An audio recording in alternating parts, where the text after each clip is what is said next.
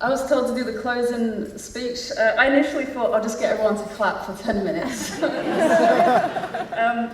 I thought I'd talk a little bit about how much like this industry really means to me. So I moved here nearly 8 years ago, back in 2011, and when I got here I had a working visa, but I had no job or anything. I knew there was a big games industry, but of course that year a big load of the companies closed, and so I was a little bit like, oh my gosh, what am I going to do? But I found, like, immediately I started finding out about Full Indie. I started finding about all these different little meetups and just started making friends, contacts, everyone in the industry. And it's been like super inspiring. I think it was at that point, I was still, when I first moved here, I was still at the point of like, I must make concept art that looks like, I guess like, you know, you'd see for Gears of War or Call of Duty, it all had to be like very realistic looking. And then at some point, it was definitely inspired by here, like I realized, oh, actually I can make it look more fun, stylized. And over that time, like games, like we started seeing more indie games popping up, and you just started seeing all these different art styles and everything. I found that super inspiring, and then just started, I made a Twitter account. I thought, you know, maybe I can like talk to some of these people. And of course, like so many of them ended up being local as well. So I immediately just started doing, like, I guess like artwork that appealed more to me, and the community was like super welcoming and everything. And so like this year, I finally, after a long time, I got my Canadian citizenship. We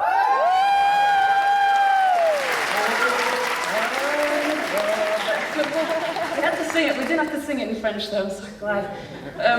But we did have to do the speech, like the what is it, to the Queen. We had to swear in our allegiance to the Queen, which I mean, I already have it, you know. But we had to do it in English and French. But it was super amazing. I've loved it every moment here. Like I hopefully plan on never leaving. Fantastic industry. I'm super proud to be a part of it here. Thank you.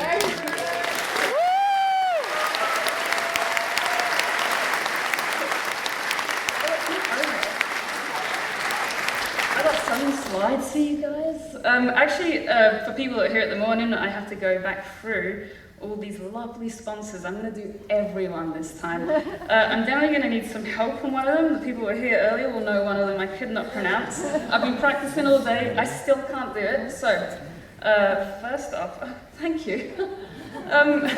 Sponsors. So we've got Kabam. Friendly sponsor, thank you. Gold sponsor. Please call it out. How you say it? And I can do that part. A Thinking Ape. Thank you. Blackbird Interactive. ID at Xbox. It's one of my favourite slides. Power Up Audio and Red Hook Studios.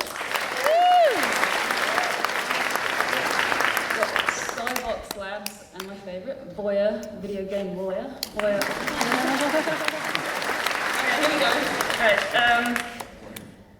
Wait a minute, is Play Everywhere, is that just a slogan or is that a company? It's a company. Oh god, it's a silver. Yeah, indie sponsors. Okay, here we go. A Shell in the Pit, Decent Game Jam, Caledonia, that's a great name, Gasket Games, Kinematic Soup, Cinematic? Oh, why's everything got a question mark now? The Learning World of Oville, Nika Vision Studios, Northway Games, Architect, Pet Shark Productions, Savory Games, The Question Bus, Yeah! The Question Bus, Yeah! The Question Bus, Yeah! Down? Yeah. Okay. Levels. Can you hear me? Yeah. Yeah, all right. Yeah, it's a little bit easier with the headphones. It's Okay. directional. What's your name and how many ties do you own? My name's Andy and I have one tie. Just one. So you just have the one white tie. Yeah, the one white tie. And that's the only tie you have? Yes, it's the only tie I have. Somebody gets so excited to see you, they spell wine on your tie. This is my second white tie. My first white tie I lost. If this one got ruined, I would buy another tie. But I only have one tie at one time. It's like max capacity one. Oh, okay. Yeah. And I guess the good thing about white, easy. stick with just the skinny ties? I'm Yes. a skinny tie man. I do skinny tie. Because the wide ones are like really thick and they don't fit me well. I don't know how to describe it. Yeah, I don't know. For some reason, it seems a little You good? too Do you need anything a little else? too formal. Yeah. For me, like I always feel like it's more of like an old man Yeah. suit It's thing. very, very business. Do you do the double Windsor? I do. No. Or no? I do the half Windsor. Is that just one? It's a half. The double Windsor like makes a lopsided knot when I try it. So this is the half Windsor. So only one side has a loop around it. But I really like your attention to detail on that. Yeah, so I do the single tie. Do you feel like all body types can pull off the tie with the button undone at the top? Is that what I'm doing? Oh. Yeah, you get your top button undone. Oh. I don't even know if I pull it off, but I think you pull it off. You got Okay. the thing. I think I did it because it's the neck part of it is really tight.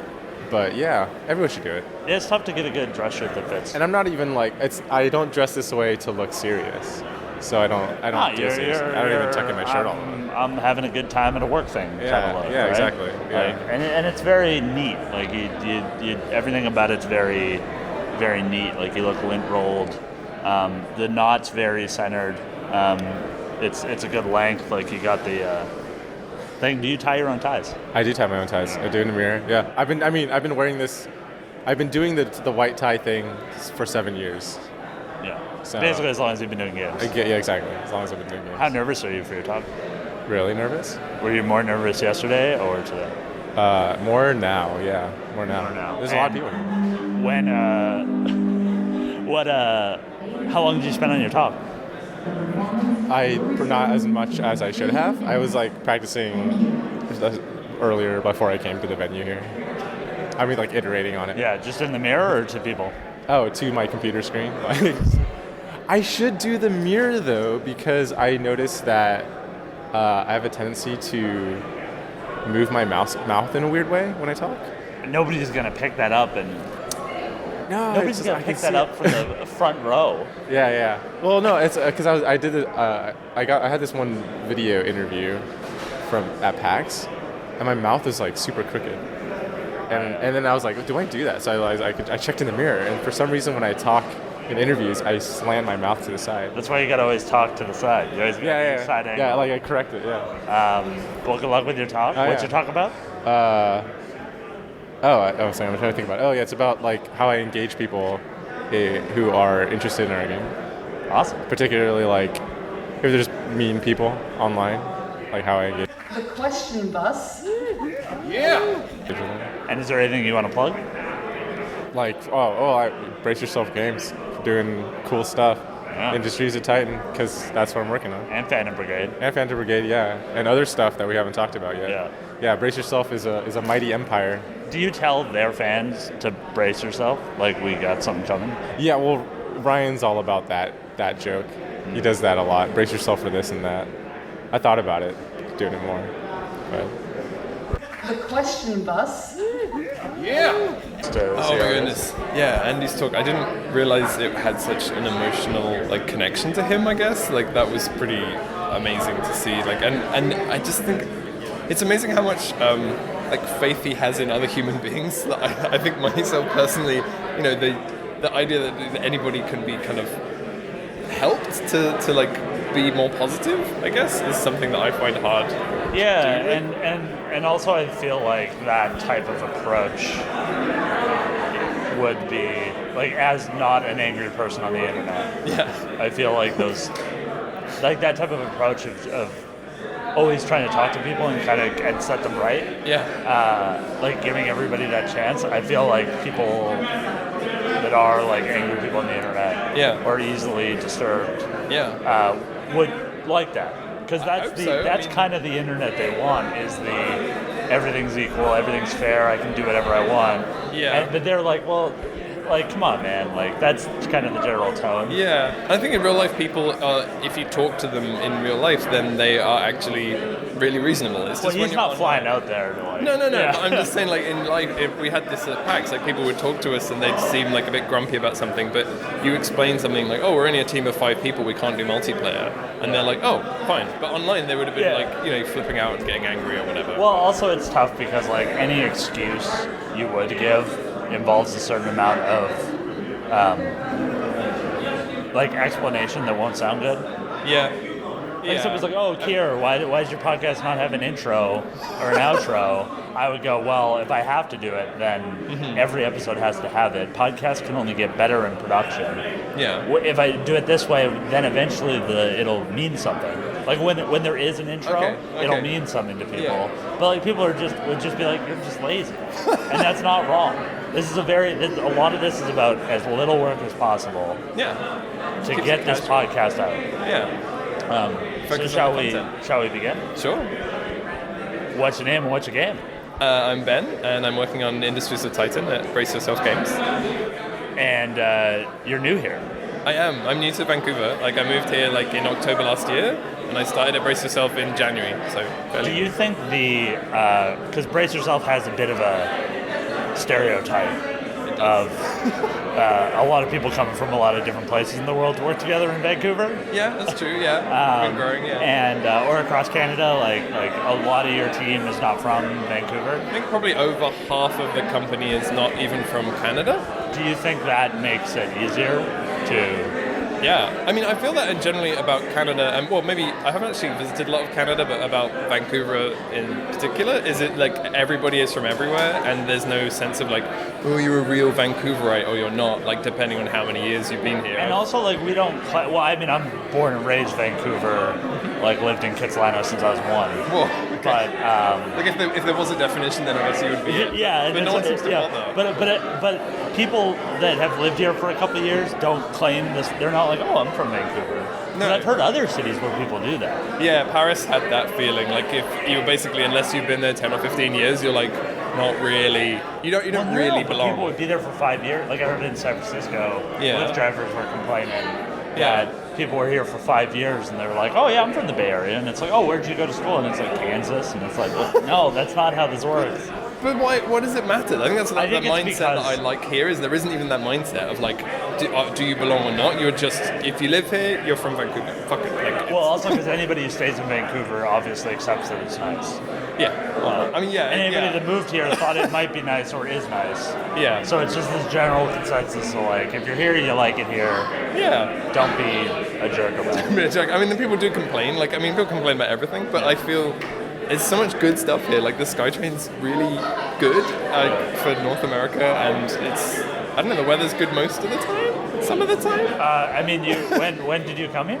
October last year. Okay, yeah, then you've seen the gambit. So yeah, it's only going to be raining until March. Well, the but first time, yeah. never going to have a drought. Yeah. Might have an earthquake, Yeah. but Yeah. it's just the gamble you play. Every city's got their problems, right? Yeah, sure. Everyone complains and thinks their city's the worst somehow, but I don't know. I enjoy it here. I really enjoy it. Yeah, it is fun bonding with other people from other cities with similar issues and being like, oh, we can just bond about. Yeah, you like, think how your place messed is up. bad. Yeah, let's talk about stupid traffic on bridges. Like, but where are you from originally? So I grew up in the UK, like kind of outside. So Ireland, right? No, the England bit. But people from North America, they were like, "Oh, you're from England." It's like most people. I don't know. British people just say we're from the UK. Like I don't know people that say unless you're from Scotland or Wales. Anyway, that's You're a from total. anywhere but England. Yeah, that's a total. You're not from the UK. I don't know, if you say you're from England, it's like, it just seems like you're about to start a fight with someone. Like, I don't want to say that, so I'm like, Yeah. no, I'm from the UK. But yeah, I'm from the south bit of the UK, and then lived in Japan for a bit, lived in Paris for a bit, and then now I'm living here. So yeah. Sweet. Can I give you some rapid fire UK questions? Sure. Okay. What's the deal with mushy peas? They're great. They're amazing. What makes a good mushy pea? Color, it should be super duper green, Like a bright, like unhealthily green. like artificial grass, like that fucker who has a better lawn than you, green. Yeah, like where is it? If it's RGB, then it should be 00FF00. The programmer means says it should be that. Have you had any fish and chips here, and what do you think of them? Yeah, I've had Pajos, which is down wherever that is, and yeah, it's good. It's not authentic, like with air quotes, but that's it's what I really noticed good. because I was in the UK and they were like fish and chips. They just give it to me and I'm like, whoa, Yeah. not fresh.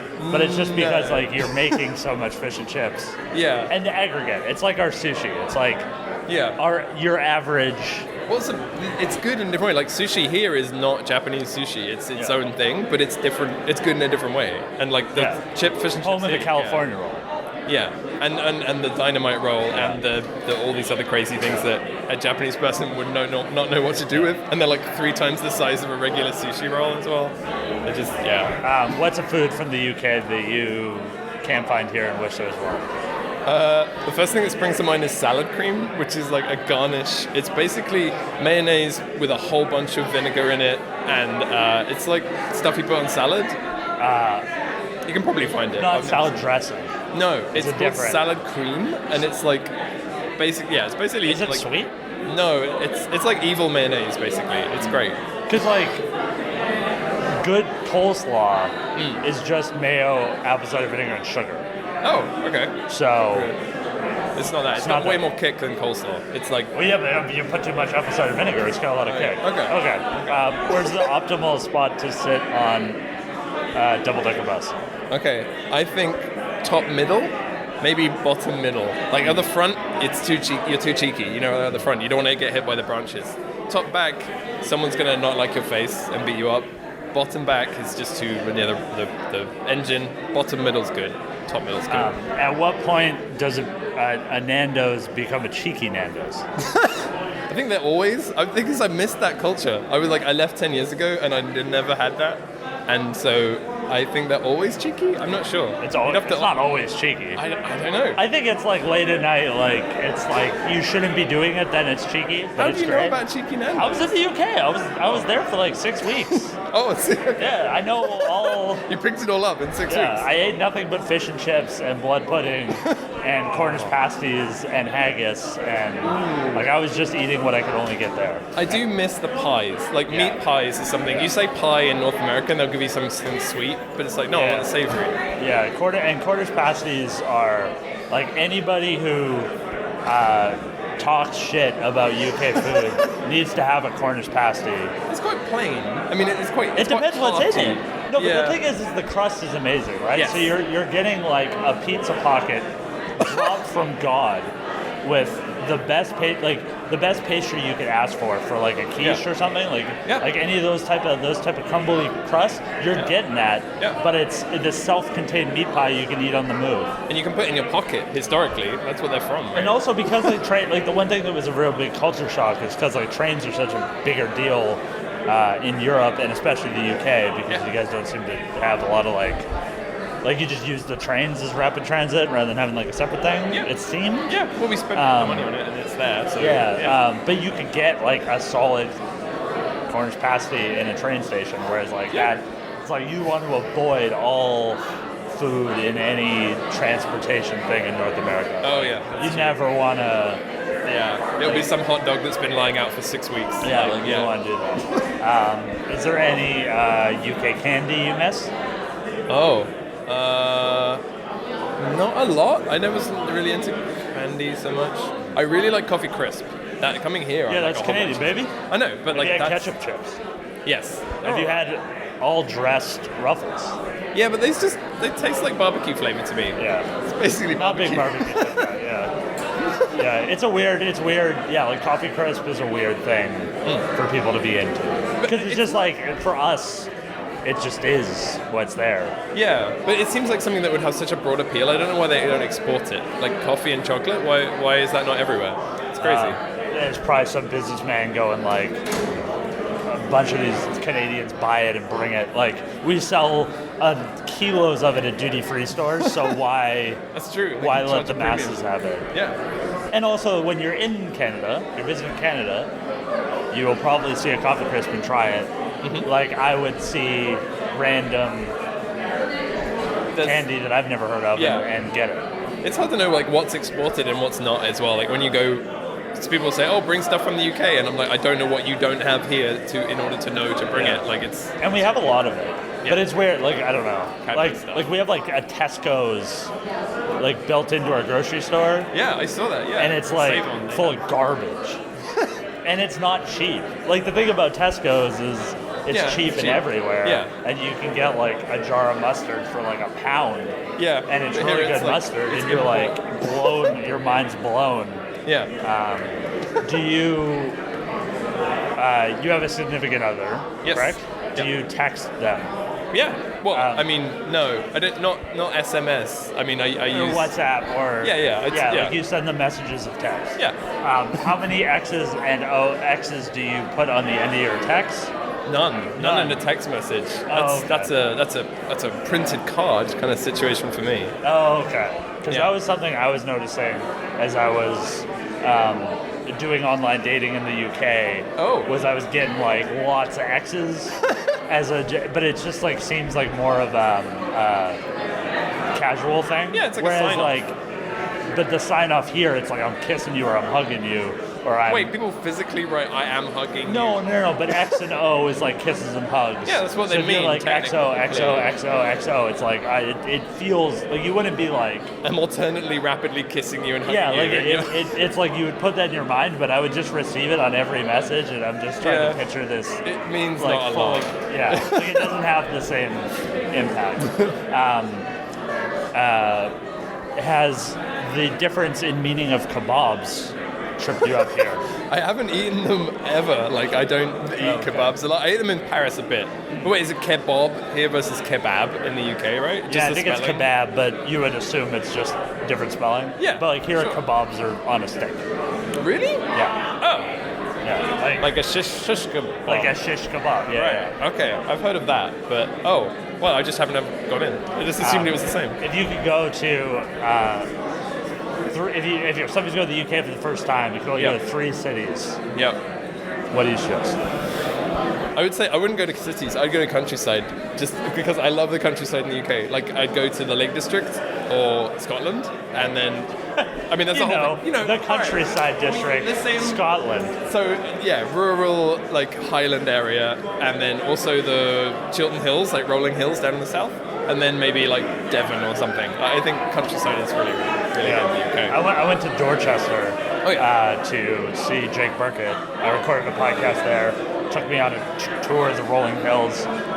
We had a chip buddy. Okay, Are you familiar with that? I am. I am. What's your opinion on that? That it's traditional high cuisine like from the UK. Yeah. How would you describe it? You take some chips, some fries, preferably slightly soggy. You take some bread. They'll be soggy by the end of it. Yeah, oh totally. And then, you put them inside bread, probably white bread. And then you put some ketchup in, probably butter the bread as well. And then you smush it together. Kind of like a Pringles sandwich. Same sort of feeling. Pringles sandwiches are amazing too. We smush them all up.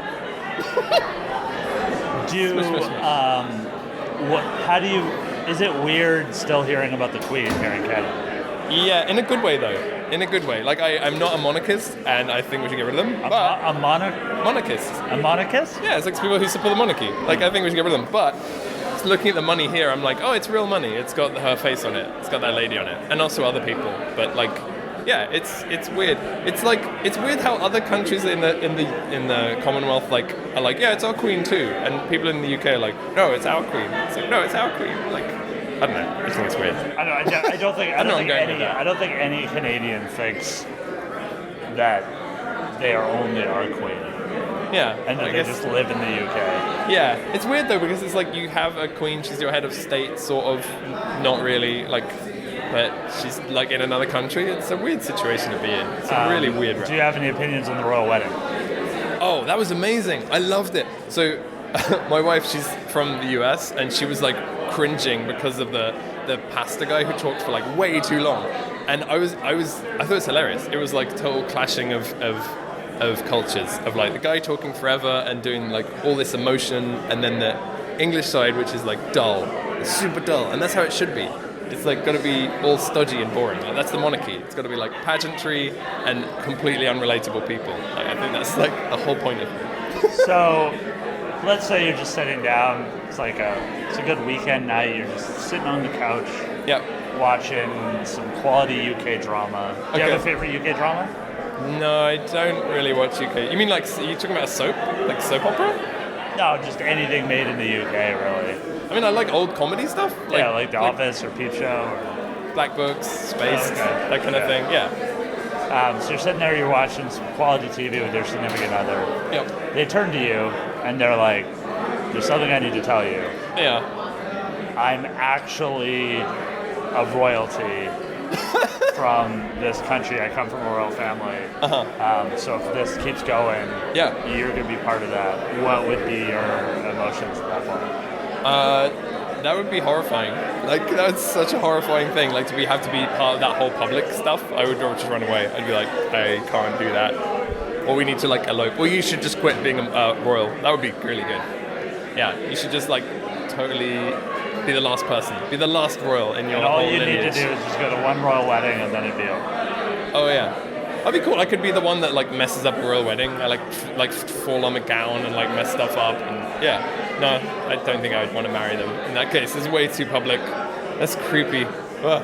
I'm all for it. Really? If I you get married to someone who's like a royalty? Yeah, I would be royalty if I could. But it's like, you would have to then have bodyguards and, like... Ladies and gentlemen. Not worth it. Why would that not be? I don't know. You can go anywhere. You can, like, do anything without having bodyguards, and no one would treat you in the same way, and it'd just be weird. Okay. Weird. That's fair. different. I mean, the money would be nice. Tons of money would be I don't know great. if that much money comes with it. I think it's more like free rent. I don't know. No, I think if you want anything, you get it for free. Oh yeah, I would have like basically. political power. I could pass like weird, probably lobby for weird video game laws. Pretty specifically the video game prince, and you just have like your own particular stuff. The prince of wherever is now super into video games, and like all the funding's there. Well, thanks for being on the question bus. Oh, no worries. It's fun. Is there anything else you want to plug? To plug? Yeah. I don't know. Play our game when it comes out. It's fun. And that game again? Industries of Titan. It's going to And be out. you can find it. industriesoftitan.com. No social medias? I mean, there's social media stuff on there as well, probably. But yeah. Do you have social media? No. I deleted it all. I'm All of free! Yes! No Facebook, no grandmas. All gone. The question bus. Yeah. What's your name and what's your game? My name is Tammy Duplantis. My game is a Chafalaya arcade. It is an improvisational experimental chiptune creation experience for the Game Boy. Where do you get your Game Boys? I generally find them at like flea markets and like used game stores. And as far as the cartridges, I find them off of kitschbent.com, like kitsch, kitsch, old stuff. And then bent, as in like you're bending something. Okay. Do you just buy every Game Boy you see? Because I know they're rare. I watched a chiptune documentary 5 years ago by Two Player Productions, and they were talking about how like the prices of Game Boys have been going up since like 2000. Because it's like there's only a limited amount of them left in the world. So do you how many do you own? I'd say I own about 6, maybe 7 if you count the Super Game Boy for the Super Nintendo.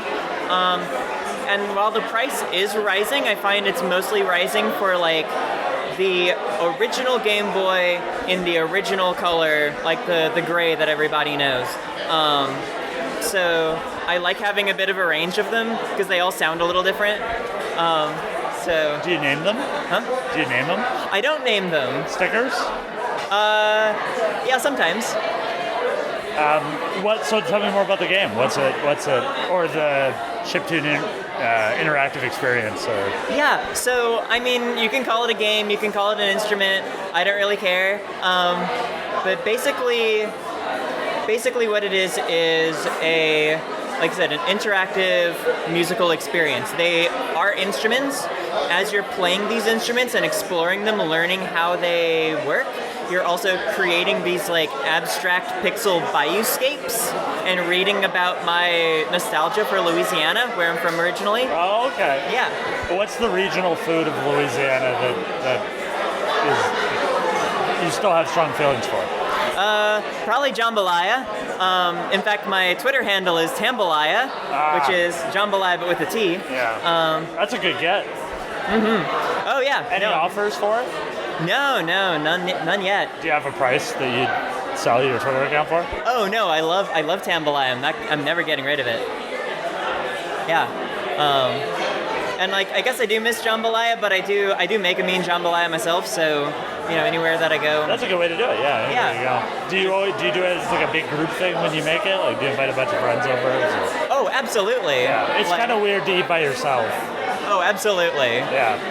But no, I love making jambalaya for people and just like sharing my culture. How do you make a Game Boy game as a probably not like licensed Nintendo developer?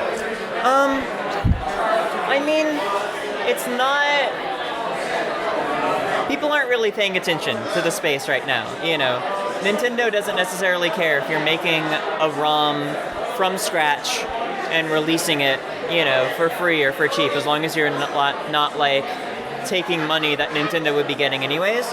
So if you're messing with an existing ROM, then that's where it gets legally gray. Oh, okay.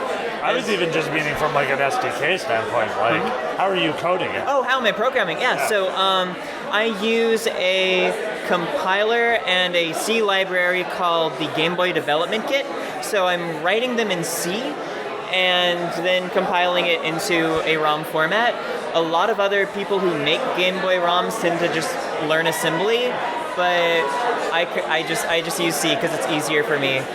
Yeah, that's easier for most people, I feel. Oh yeah. So like if you happen to do assembly, then things have gone bad. Like there's some bad things happening that you need to fix. I mean, people do cool stuff with it. It's just not something that I want to spend time on. I'd rather spend time making interesting art. And is this instrument like used in any bands or any people's music? Like, is there a place people can go listen to the instrument being played? Yes. So my background is kind of in the experimental electronic music scene. So as far as the Chafalaya Arcade, I don't know if there are any like bands that are using it, but it is being performed by like laptop orchestras and like electronic music ensembles. So it's been played in various places in California and Louisiana. And if anybody who runs an electronic ensemble wants to play it, like they can get in touch with me and I'll send them the ROMs and they'll be able to perform it as a piece of music with an ensemble. Yeah. Have you been able to watch it being performed live? And what was that experience like? Yeah, so I haven't seen it live in person, but I've seen recordings of other people performing it. It's really wild just because when I play it, I have my own style. There are things that I like to do with it, but other people playing the instrument are able to do so many things that I just am not able to do, that I wouldn't think of doing, and that just as a creator of this instrument and of this art piece, watching people find new ways to interact with it that I had never considered, and making music with it in ways that I never considered is just absolutely amazing to me. Makes it all worth it. Has that been influencing the development of the ROM kind of like afterwards, or? Yeah. I mean, what it tells me is that, what it informs is allowing me to give it some, a little more leeway, giving my players / performers a little more leeway for what they are able to do. Having the option open for people to just go hog wild with it is like, I've been looking for more ways to incorporate a little more player freedom into it. And what kind of balance do you have as far as you yourself using it as an instrument? Like, do you work on the ROM and then go like, let's see what song I can make, or are you more like tweaking it as you go and kind of? Yeah, I mean, so I'm kind of always looking at it with two brains, right? I'm looking at it as a game developer and I'm looking at it as a composer. So, as I'm working on one of my games, I'll take a minute to look at it, think about some kind of interesting, like, audio interaction, and then think, okay, how does this feel as a player working with this interaction, is it interesting? Does it produce interesting interactive results? And then thinking about it as a composer of, does this sound pretty? Can people make an interesting piece of music using this interaction? And just kind of bouncing back and forth between those two states of mind is what leads me to come up with all these like wild and wacky Game Boy games. And do you have any favorite Game Boy games from an audio standpoint that were kind of like the major influences for you, or as far as like sounds that can be made? I mean, as far as sounds that can be made, I'm not too sure. I mean, there are honestly a lot more like NES games that I'm really interested in. Like the Mother 1 soundtrack, I'm really interested in it, and it uses a similar sound chip to the Game Boy, so you know it works. I also just almost purely from a nostalgic standpoint, I really love the music and the sounds of Pokemon because that's what I grew up with. And so I guess all the different Pokemon sounds, all the chirps and the cries that they make, I really loved just studying them, listening to them, figuring out how they composed those sounds, and finding ways to incorporate that into my work as well. Have you done any has there been any almost academic or like conference research that you've been pouring through? Like I could picture you being like watching some GDC Vault, like this is how we made the Pokemon soundtrack, and being like a completely different eye on it. Have you found any stuff like that, or is it all just like tinkering and kind of forums for that? I mean, as far as Game Boy stuff, honestly, I should be doing more research on Game Boy stuff, but most of this project, Atchafalaya Arcade, was my MFA graduate thesis. Oh, that's cool. Yeah, and for that it was more kind of general virtual instrument game hybrids. So I was looking at things like David Kanega's work in Proteus and Panoramical, and then kind of to a certain extent Become a Great Artist in Just 10 Seconds by Andy McClure and Michael Bro, which is more of a visual instrument, but it has that same kind of instrument exploration aspect to it. But yeah, so it was my thesis. That's really cool. Well, thanks for being on the Question Bus. Is there anything else you want to plug? So right now I'm working on a game with Natalie Lawhead. It's called Challenge Butter. It's a game where you challenge butter. Yes. That's you. Yeah. That's cool. Yeah, so... It's cool to hear about a game on stage and then meet the other half. Yeah. Like immediately afterwards. Yeah, that's me. So we're collaborating on it right now. I'm doing the music and some of the writing and voice acting, and a bit of the design as well. We're kind of collaborating on design and writing. That's cool. I think limited knowledge of your work, but from talking to you and seeing everything will be okay, I think it's gonna be something. I'm really excited for it. Yeah. Cool. And if people want to reach out to you and check out your stuff, where can they do that? Well, like I said earlier, my Twitter handle is Tambalaya, Jambalaya with the T. My itch is tambalaya.itch.io. My SoundCloud is soundcloud.com/Tambalaya. My Bandcamp is tambalaya.bandcamp.com. Everything is Tambalaya. The Question Bus. Yeah. Yeah, it's pretty simple. Yeah. I normally ask questions. Okay. Unless you want to go the other way. I don't know. I don't have any questions. Okay, so I'll ask the questions. Okay. Hopefully you'll answer them. You get a quick plug.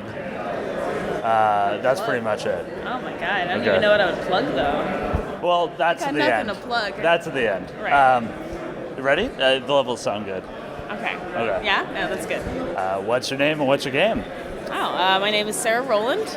I'm currently working on a VR cyberpunk game. Well, more of an experience, really, about loneliness. What one of my biggest concerns with VR is VR headset hair, because my hair maintains whatever shape it's put in. So, is there any considerations in your personal life, given you're probably putting on a VR headset more than most, in your haircut? Not so much with my haircut. I'm more concerned about my glasses getting stuck in there and getting smudged. Yeah, it's actually really kind of frustrating because I have big glasses and they get stuck in the headset sometimes, or I just can't fit my face in there, and that kind of sucks. But yeah, with my hair, it's not so bad because it's so straight.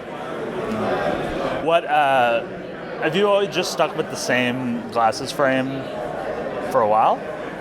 No, these are actually pretty new. Yeah. What's the frame style name? I actually have no idea what the style name is. I don't But wear glasses, so I don't know. Yeah, I don't know. There's some sort of thing from Ollie Quinn. They're the big ones. If you had to name your most passionate hobby, what would that be? Probably baking. Okay, I was gonna say, and why is it baking? But Yeah. you answered the question right. Yeah. What are your top 3 bakeries in Vancouver? Oh no. We can talk bread.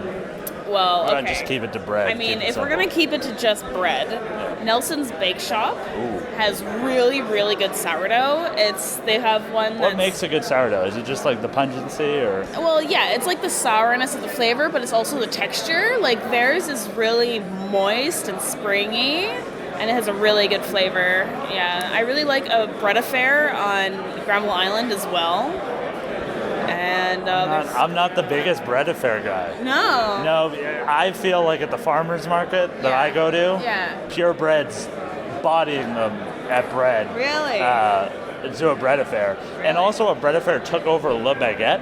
There Yes. used to be a Le Baguette there, and they had a pumpkin sourdough that I would fight somebody for if they disrespected. That sounds amazing. Yeah. Yeah. No, I Do you like yeah. bread affairs? I do like bread. I got an apple bread from there, and it was really good. Like for a novelty loaf, it was a really good loaf. They have a really good chocolate loaf. Yeah. It's very chocolatey and delicious. So they get pluses for that. Yeah. But yeah, I don't know. There's got to be another place. I can talk croissants. Yeah, Like, well, I was just in Paris. I was just in Oh, Paris. So yeah. I was eating bad croissants, which were better than right, better than great the ones that we croissants have here. Yeah. at every random bakery every morning. Oh, that sounds amazing. So where you want croissants? Where do you go? I would go to. Sorry. I was gonna say the Granville Island Culinary School's got a good. Oh, do they? It's more like a cheaper, like you can get like 6 of them. Oh, okay. But Well, that's good to know. Yeah, where? I would go to Matchstick. Yeah, because they have their own oven, right? Like they have a specific. Their bakery location is in Chinatown, and they ship all their stuff out to the other locations from Chinatown. So Chinatown's the place to go for the freshest. If you want the freshest ones, yeah. They also have a sourdough, they also have sourdough, but I find it doesn't sit well on my stomach as much, which is kind That's of gotta weird. be a weird, yeah, because you're. Yeah. I mean, and I mean this in the nicest way. I assume you eat a lot of bread. Like I assume if you're somebody who goes to the trouble of baking your own bread, you eat abundance of bread. When it comes out of the oven, it's very difficult not to eat a lot of bread. Yeah. Any pastries on your bucket list? Oh man, I really want to make daifuku again. Like I want to do a good job of that. What is that? That's the mochi, so the glutinous rice flour Japanese thing that has the it's white and it's really elastic and chewy mochi, and then you wrap it around like red bean paste or a strawberry with red bean paste or something like that. And it's really good. If you do a good job of the mochi, it's really tender, but like chewy at the same time. My funniest mochi story, which might have been one of the whitest moments of my life, was I went to TNT. I've had mochi before. TNT is like international, at least local Asian grocer. So they have all sorts of Chinese, Japanese, Korean groceries there. And I bought some mochi and they were frozen. And I was like, that's weird. I guess you take them home and bake them, and that wasn't the case. They were full of ice cream, but even though they kind of melted and shot out of the mochi, it was still very tasty. Oh, that's good. Yeah. What do you think the best flavor of mochi you've ever had is? I honestly really like the traditional Kyoto style that is cinnamon. Just cinnamon? It's like plain mochi, but it's got like a hint of cinnamon. It's pretty good. The other part of my vacation, I went to Stockholm. Oh, yeah. They have the best cinnamon buns. Like, I'm honestly maybe putting them at the best cinnamon buns in the world. Wow. They were that good. That's amazing. And it's a very expensive place, and it's like a reasonably priced in scale of other food there. Oh, I see. But they're not rolls. They're like kind of pretzel folded over. Oh. Yeah. That's cool. And Well, they I should don't try do that. liquid icing. They do like a crystallized. Oh. And they also have cardamom. Cardamom. Oh. They do a cardamom one too, which is pretty good. So if you want to impress your Swedish friends, maybe make a cardamom. I'll do that. Soon, but- The Federal Store has a cardamom knot, they call it, which is Yeah, kind of they similar look sounding. more like a knot. Yeah, it might be kind of the same thing. Yeah. Well, thanks for being on the question bus. Yeah, no problem. Is there anything you want to plug? I don't know. I mean, No, like articles of clothing you're wearing.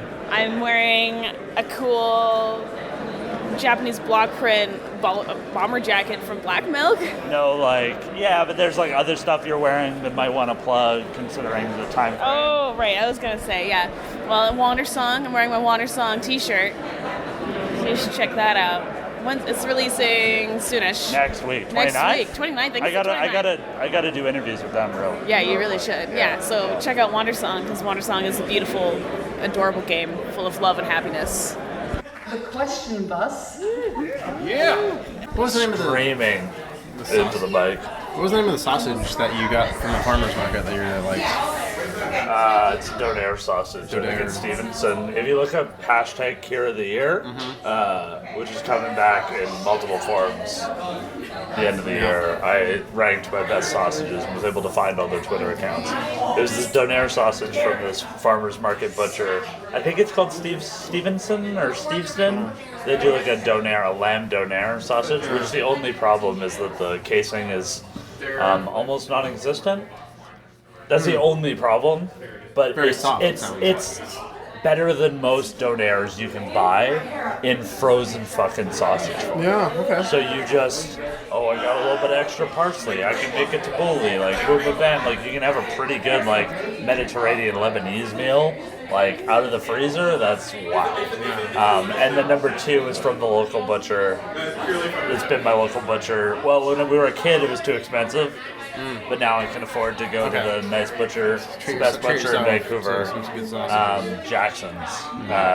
They have pork finocchio sausage that's pretty good. And then the third was a Whole Foods chorizo, which it's a cheap, like as far as good sausages go, it's pretty cheap. Like it's about $1.49 100 grams, which is a bit like when it's on sale. So that's like whatever, $5-ish a pound, and it's pretty good. Like the sausages at Whole Foods are pretty good, and they have a Twitter account. It was more of a strategic. The sausage itself has a Twitter account? No, the Whole Foods. So my thought process was that the young hip social media manager of Whole Foods would catch my sausage ranking, Right, of course. and then Retweet me to everybody who's gone to Whole Foods and went, hey, I wonder what their Twitter's like. That'd and be follow amazing, them. yeah.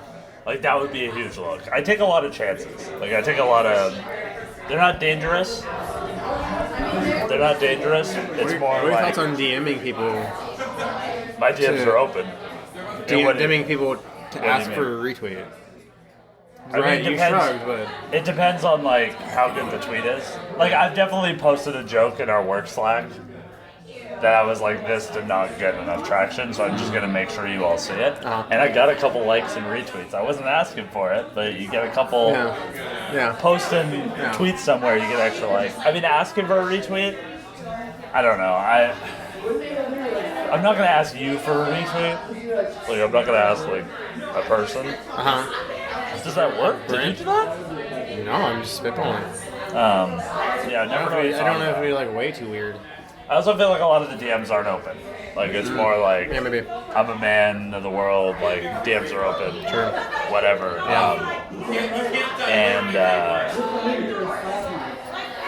But like a lot of the time, it's like, hello company, I have a problem with your product, and they're like, follow me back, and I can solve it in the DMs. And it's like, I don't want to follow you.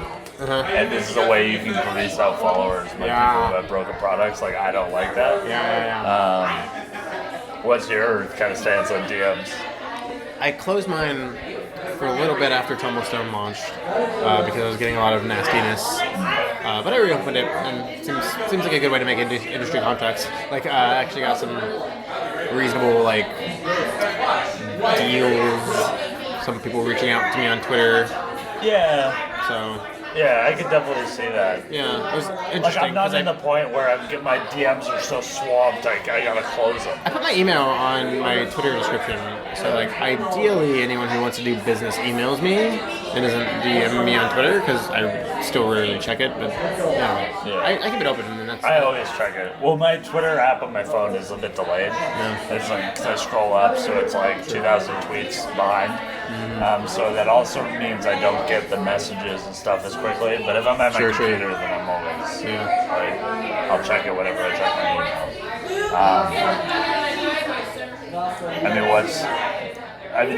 Do you want to stay secret for this interview, or do you want to do your whole thing? No, I don't mind.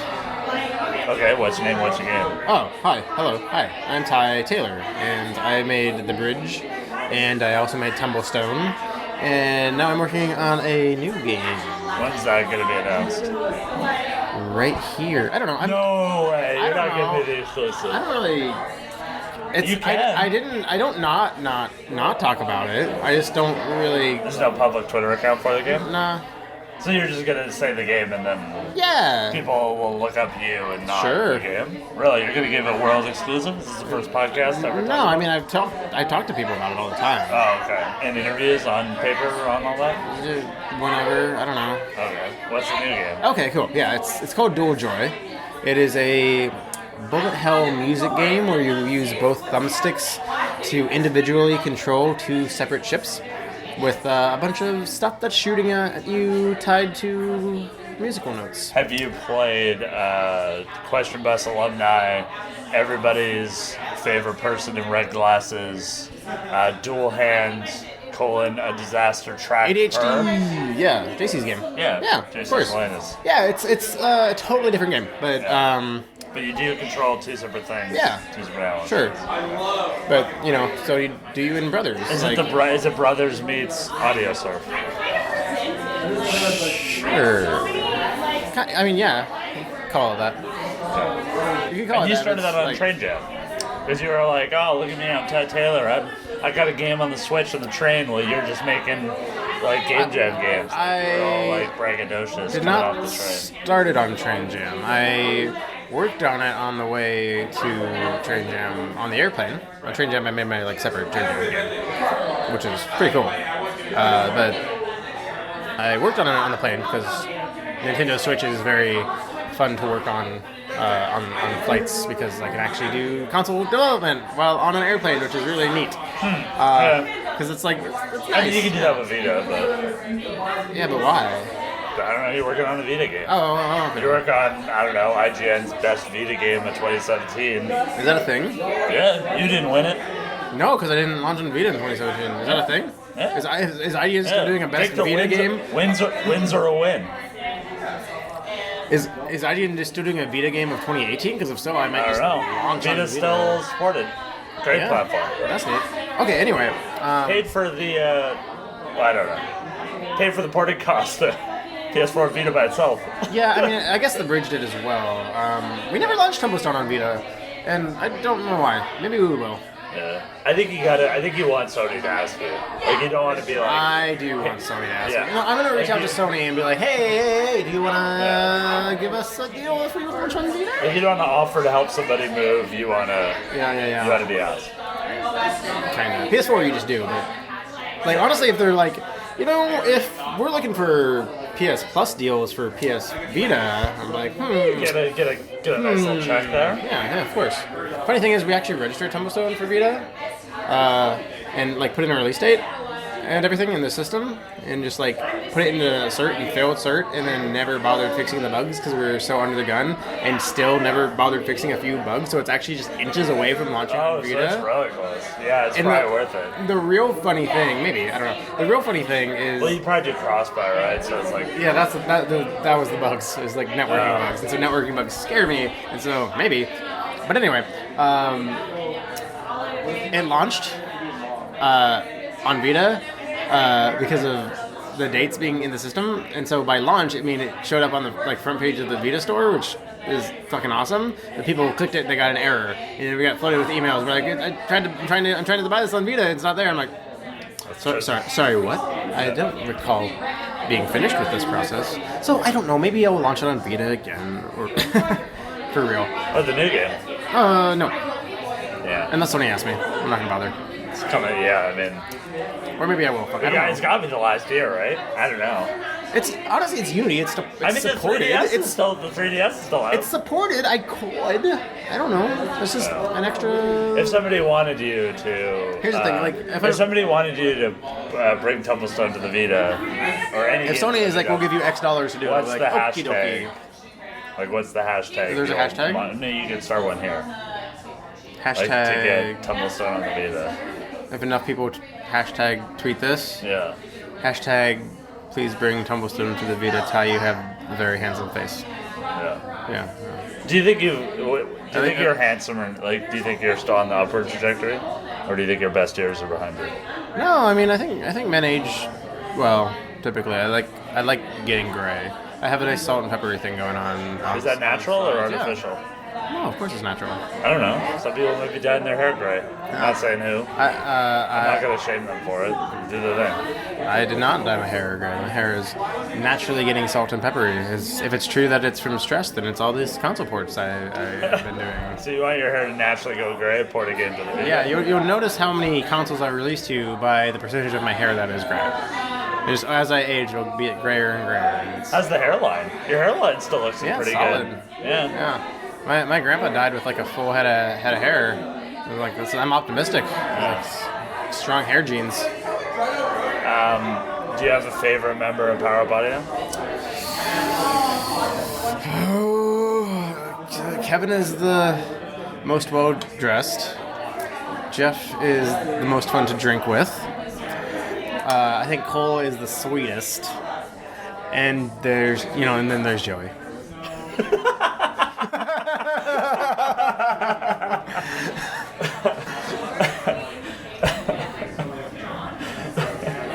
That's. I mean, I love you, Joey, and I tease. Do you have a favorite Northway? No, they're both equally amazing people in their own ways. They're both tied as being awesome, and I cannot choose. Do you have any questions for me? What new Cure of the Year categories are there this year? We're doing Spotify playlist this time. Cure of the Year I've been best Spotify playlist? proposing. Yeah. Do you want to know? Yeah. Is it a Spotify playlist that you make? Yeah. Oh, okay. So here's the thing about my Spotify playlist. Is I there have only two publicly right now. Okay.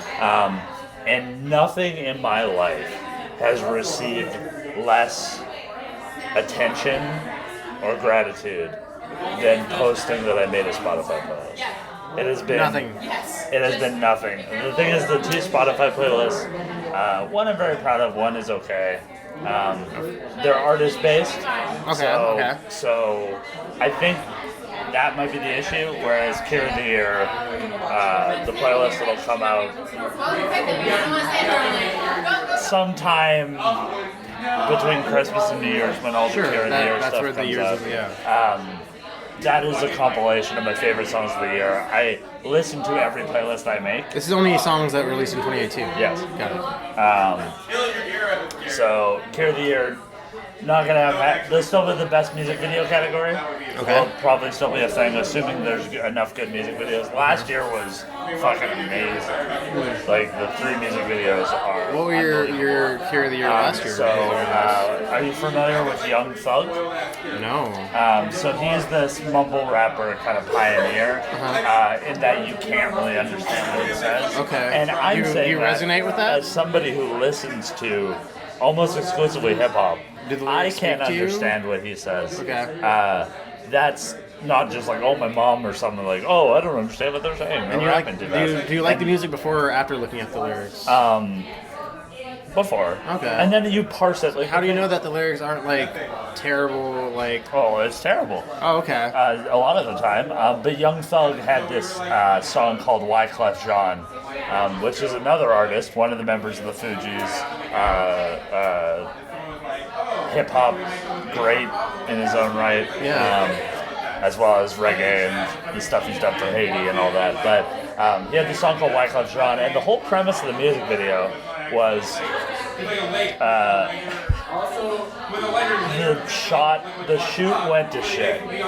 The whole music video thing went terribly, and the editor and director kept it, like, built this video out of how bad it went. All the magic happens in editing. And like, and he goes through like the ideas, like the dumb ideas he had for the music video, the shots and the color. Oh my god, that's the cops amazing. being involved, him not coming out of the car, like he sent footage. Like he sent, like, one of the best scenes is him eating these spicy hot Doritos in front of a private jet, and he just sent him that. So he's just like, here's some footage of me on a private jet. Put this in the music video. And the song's dumb, but it's pretty good. Like, it's that level of Young Thug where it's goofy. It's goofy and funny, but it's kind of like, it's got the melodies, and it's like you're laughing at it, but then it's like, this stuff's so fly because it's so dumb that it's like, it's that perfect thing that people get into where it's like silly, but so plain that it's funny because That sounds great. The other video that was up for Keir of the Year, which is one of the best, like, it gives me shivers every time I watch it, is by a rapper called Joyner Lucas, and it's called I'm Not Racist. And it starts off, and the rapper does both sides, but it starts off with this white guy in a Make America Great Trump hat. Already sounds racist. Cool. And he's rapping at this other guy, this young black guy with braids, and he's kind of like expressing his, and it's not like you're definitely gonna side with the person who's not a racist. The person's not a racist. Yeah. But it's just done so well because when you watch it, it looks like the performance is so good that you think he's rapping, and what he's rapping at the guy is like not preface this, not great, but it's done in a way where like he arguably has the better verse, even though you're gonna socially agree with. Yeah. It's like a battle where you like don't like him, but he's like he's like bringing up a bunch of points and like It gives you chills. and it gives me chills, the video, and then they hug it out at the end. But it's all one shot, and it's like, and it starts like with just him in the front. Like, it's so good, by Joyner Lucas. And I don't remember what the third video was. Didn't you just name 3? No, that's just it. Oh, okay. I'm Not Racist by Joyner Lucas and Young Thug, Wyclef Jean. Oh, okay. I don't even know what the third. Oh no, the third music video was by the best comedic rapper. He basically makes Little Lonely Island irrelevant. From Philadelphia, Little Dicky. Have you heard of Little Dicky? He has this song called Pillow Talk. The song came out in 2017, but for the Keir of the Year Music Video Awards, 2018 is when the music video came out. He did a song called Pillow Talk, which is, it's basically the premise is him and this lovely woman he's just had sex with have pillow talk conversations afterwards, and it goes fucking places. Yeah, cool. And it's this one, and it features his brain as a guest rapper. His brain, so his brain Like, comes actually in. his brain. Yeah, and he's this that's- whole character. There's a mixtape that Brain put out last year. It's a whole other thing. That's a whole thing. Yeah, That's- and the debate's like really funny because they like, they have all these debates about different things, about evolution, about vegetarianism, about like That's a lot for what the on aliens video. would do in there. It's 10 minutes long. Oh my God. And it's so Oh my God. it's so like dense, and there's joke, and it's a great. Okay. So those are the 3 best music videos of the year. But I don't know if those categories come back. The categories based, I need enough things to shout out. Yeah. Like, one of my favorite awards was, I think it was like a 2016 game made by somebody in the UK of the year. And because I had Steven Sausage Roll, One Night Stand, and Recursed all came out in the same year. So I was like, okay, this is a little UK shout out, whatever. Nice. But yeah, it's just something I kind of do. I think about once December starts, I start thinking about it. People want to know. Yeah, What but are we're gonna have a Keir's Spotify things playlist. of the year. If that doesn't work, I might just never I will listen to your Spotify playlist of 3 songs. And I'm sequencing it. Like I'm trying to listen to it. It's really tough sequencing multiple intros. There's been a lot of good intros of the year. Yeah. A lot of really good intros. So it's tough sequencing them all on the row. But yeah. What about you? What do you listen to? Usually like alt rock or indie rock. Yeah. It's kind of the genres I gravitate towards. How do you find new music? Spotify. Just new releases? Yeah. Spotify new releases is great. Like I listen to Spotify enough that like it just like knows me. It's like you will like these songs. You're like, you're right, Spotify. I do like these songs. I still haven't trusted that yet. I trust our robot overlords. Machine learning's powerful. It's like A, B, and C like this song, and also this other song, and you're like D and liking the same things, so you're probably gonna like this too. It turns out I do. If so many people just like me, who listen to correlationarily the same stuff, also like this other thing that I haven't heard about, then thank you, Spotify, for showing it to me, because it turns out I do like it. Yeah, I think if it was like, I'd be more confident in it if I listened to everything in it, but I still don't. And I think that... Like there's, on a scale of -10 to 10, there's nothing that the new releases of Spotify that has ever shown me that I'm like below 0. Oh, okay. So it's all, maybe it's not my favorite song every time or something, but this is all good, I like it all, it's fine. Do you listen to podcasts at all? No. Just music. Just the question bus, really. Every once in a while, when you're on it? Yeah. Do you have a favorite question bus episode? That's the last time I was on it. Yeah. I honestly was a bit disappointed the first time. By my question bus answers? Wait, I was a bit What? overwhelmed because you're very much a character talking to you, and you were like. What about this time? How do you feel like this is going? Real Ty Taylor. Okay, yeah. Okay. Yeah. I don't got time to go to half of the reason- I'm handsome. Like you're hitting all the Ty Taylor tropes. So, I think I know why that is. And it's because not until like halfway through this conversation that I realized I was on the question bus. Yeah. And I was like, oh, I thought I was just talking to Keir. No, you knew. No. You were like, Keir, one more. No. Please stop the question bus. No. I was like, I was gonna, no, yeah, and not until you're like, do you want to be anonymous? I'm like, what are you talking about? I was like, oh no, he's been recording this whole time. I was about to ask, like, should you be recording this? I don't know. Yeah. I mean, it seems like content. No, it's fine. Oh yeah, I'm all about content. This is great. You can't listen to the question bus and go, Keir doesn't care about content. No, this is great. Yeah. I don't mind. If it's the real me. Yeah, it's really the real me. It was like we got the real Trudy at full indie. Nice. Yeah. Oh yeah. We all got to know Trudy real well. No, she's awesome. Yeah, she's great. She is great. Yeah. She is. I did not know how hilarious. Yeah. And she's witty. She's like. She's. The, Yeah, she was great. She did a great job. Lots of jokes, lots of poop jokes. She sure loves her toilet jokes. Yeah. I mean, that's her.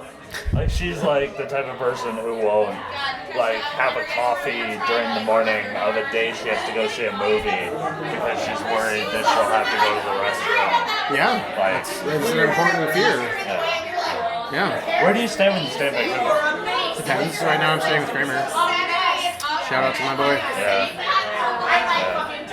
He hasn't been throwing as many parties. Well, that's because he moved. Yeah. He moved into a smaller place. Yeah. He did kind of do now we gotta bother Jamie and Greg. It was a similar move where it was like he moved and then people kept partying at his old place. Yeah. So it's like all the good parties. Yeah, Kramer still gets annoyed when I call it Kramer's house. He's like, don't say that, Jamie will get annoyed.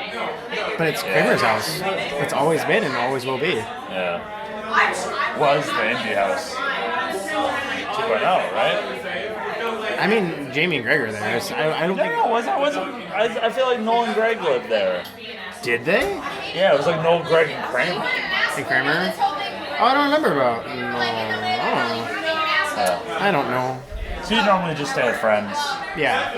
I've never come to Vancouver and gotten a hotel. Hotels seem very expensive here. Yeah, they are in Seattle as well. It's not something I really look at because I live here. That's why I tell all my Vancouver friends, like, if you're ever in Seattle, like, by all means, stay with me. Yeah.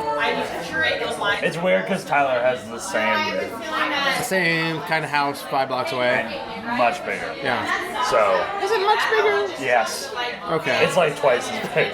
Okay. It's very. What are you saying? Darkest Dungeon did twice as well as Tumblestone? Is this? I don't know. It could be Crow's money. I don't know. It's probably Crow's money. Yeah. It's almost certainly Crow's Have you money. played Crow's yet?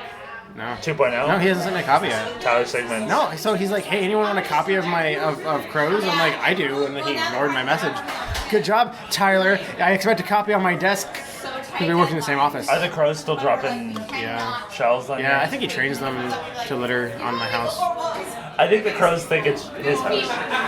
It does look very similar. They get all high on nuts and then like flying around and go, oh, home, and then drop it. Yeah. That's probably what's happening. Yeah, it's like people drunkenly stumbling into other people's homes. Oh yeah, totally. Yeah. So creative question. Do you think this should be its own episode? Or do you think Why it should not? be part of the mega episode? You're having a mega episode? Or something, yeah. Aren't your episodes already like really long already? No, it's based on quality. Oh, so you're not just going gonna to use all of this verbatim? Yeah, in so an when I episode? interview somebody for like 12 minutes of Steam Dev Days, that's half as good. Should definitely be as its own like episode. something like a 25-minute episode. There are a lot of very important information being passed back and forth here. So you think it should be its own episode? Sure. I don't know. I mean, it's like, do you want to be the headliner or do you want to put on your own show? That's really what you're asking. I don't mind. Do whatever. It's your show. The question bus. Yeah. Like, I think it's actually the second cheapest one they made. Oh, really? I have Yeah. the really old one that doesn't have this fancy bullshit thing. Yeah, I need to get like a wind cover, But I have it from like probably 2007. So. I mean, this is as old as the podcast, so this is. Oh, wow. And your podcast This has is been going season for how 3 of long? this microphone. Holy moly. So what's your name and what gym do you go to? My name's Kellen, and I go to Ron Zelko. What's your workout routine? Well, I have a 4-day workout routine right now, and what I do is I go there, I do whatever's in my app. Did you make that? Nope. What brought you to be an app gym bro? App Gym Bro, I was looking online, and some weird website had a app, and they're like, you should download this. So I downloaded it, and Is it like on the store, or did you have to like get a sketchy APK? no, it was on the store. Okay. And the best thing about it is that 2 people made it, and then they've stopped supporting it, so it's real old and barely works. So if you wanted to leave a negative review on that app, where would you go? I would go to Apple Store, but I'm not going to leave a negative That's what it's review. called? No, the Apple Store. Oh, you're not going to give the app any promo. Oh, the app promo. What is it called? Full Fitness. Full fitness. Do Yes. you feel fulfilled in your fitness? Yes, I think it's good. It has a lot of very ripped guys working in the out. app? In the app, yeah, working out, showing you how to work out and make you feel bad about yourself. So it's only a like male workout. I'm sure women could use it, but But it's just to be hot guys. Yeah. I mean, that's good for the ladies. Well, So, yeah. So what does that mean? Like, what did you do? Like, what was the last time you went to the gym? I went to the gym on Thursday, where I saw you. Or maybe Okay. that was on I didn't Wednesday. see you. Oh, okay, yeah, I saw you at my gym. Oh yeah, Monday. Yeah, because I was jet lagged. So I got back and I okay. woke up at 6 in the Yeah. morning, and I'm like, this is a food day. To listeners, we go to the same gym. Yeah. So just full disclosure. Yeah, it's a great gym. And on Thursday I went and I did some sort of workout and I've already forgotten what it was. And on Friday I couldn't go because I was very hungover. Oh, okay. So what did you do? Like what that day? Like what'd you like? You got Do you there. here? I want this. I'll pull out the app. You got to fill dead air right now. There's no dead air on the question bus. There's no dead air on the question bus. Yeah, that's pretty surprising. That's a fact. All right, hold on. I feel you like I could fill it up. interview anybody. But yeah, no, Ron Zalco, great gym. If they wanted to they don't sponsor the podcast, but if they wanted to, I don't know if Ron Zelko would pay for that. Okay, so I did day 3. The thing is about the gym, it's cheap. Yeah. It's pretty good. Yeah. It's got everything. And there's something about how not nice it is that reduces the amount of bullshit. Like you never really see somebody taking a gym selfie or something like that. Oh, so yeah. I'm pro selfie, but it's just like it can be a bit weird. I've got some guys taking gym photos in the locker room. Yeah. Like I walk in and they're just standing there in their underwear with their phone out, and they're like, oh, you can just definitely tell that they're taking photos or something. Wow. But for the most part, there's limited riffraff. People are pretty chill. And there's a lot of old people. And there's a lot Like of a old lot of people old because, fit people. because their whole business model is you sign up, the price never changes, Right. and inflation changes. So I don't know what you're paying. I'm paying 35. What are you paying? 25. Oh my God, you sniped me good. You sniped But still, me good. compared to the other gyms, Yeah. like it can be cheaper than getting a community center gym. Yeah. It's definitely cheaper than the gyms you would hear in Kanye songs like Equinox and stuff like that. I don't know. Much Oh, cheaper yeah, than yeah. that. Much cheaper than Steve Nash gym, which Steve Nash is not cool with anymore. Oh, You yeah. want to get his name off the gym. Yeah, it's true. You're not paying him right. That's He's complete. a Canadian yeah. Ron legend. Zelko is there every day telling people to get their towels. And you know it's him. He'll never introduce No, himself of to course. you. He did it. He asked me at one point, 5 years into me going to the gym, if I was new, and I'm like, no, I've been going here 5 years. And he awkwardly paused, and then he's like, well, hi, I'm Ron. So what was the workout? Was we did pull downs. Who's we? I have a gym partner. Is he also Ginda? No, I'm not going to reveal him. I haven't got his consent to reveal his life. Okay. So I did a pull down. I did a military bar press, an upright row, but I actually messed that up and did something else. Habits, all of us. Tricep assisted. No, I didn't do that. I did tricep pull downs, a machine bicep curl, a machine tricep curl. No, wait, tricep extension, and then I did 15 minutes on the bike. Why do you not follow the app? Because they don't have an assisted pull down machine at the gym. So I'm going to talk to Ron Zelko about that. Pretty hard. Yeah. What's the nicest gym you've ever been in? Ron Zelko. Is there anything else you want to plug? No. No? Nope, no plugs. Yeah. And I'll just say this. You might not see him, Yeah. but he'll always see you. Ron Zelko? No, you. Oh, okay. And the name again? Kellen. The question bus. Yeah. The question bus. Yeah. The question bus. Yeah.